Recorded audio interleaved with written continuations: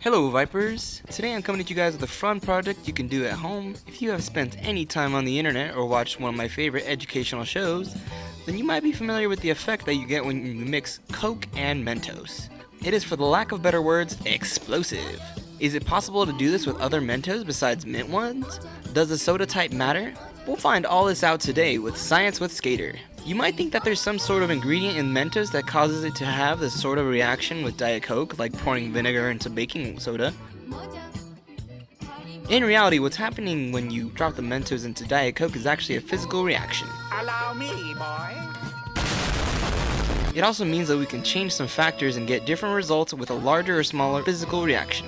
Carbonated beverages like soda and sparkling water are packed full of dissolved carbon dioxide gas, which forms bonds with water. While the soda is in the bottle, the gas is kept in the solution by the bottle's pressurized conditions. When you pour some soda in a glass, some gas escapes and forms foam, but most stays trapped by the surface tension of the water. All these bubbles want to escape. No wonder soda makes you burp.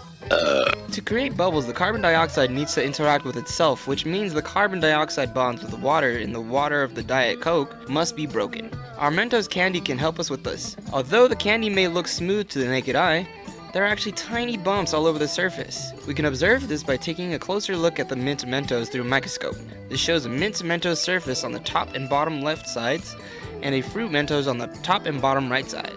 The rough surface allows for the bonds between the carbon dioxide gas and the water to break more easily, helping to create carbon dioxide bubbles and causing the eruption. So let's get our Mentos and Diet Coke cannon set up. First, let's flip our 3D printed soda nozzle so the wide end is facing up.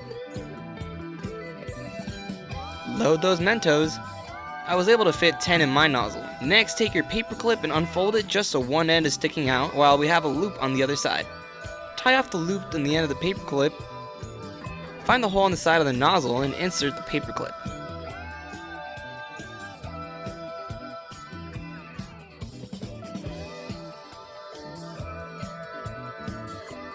This holds the Mentos in place until we are ready for launch. Carefully take off the lid of the soda and replace it with the nozzle.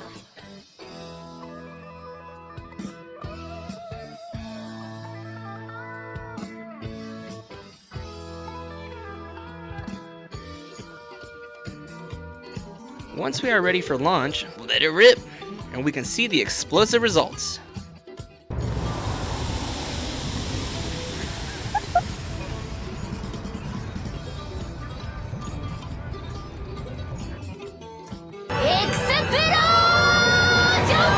Looks like Team Rocket is blasting off again!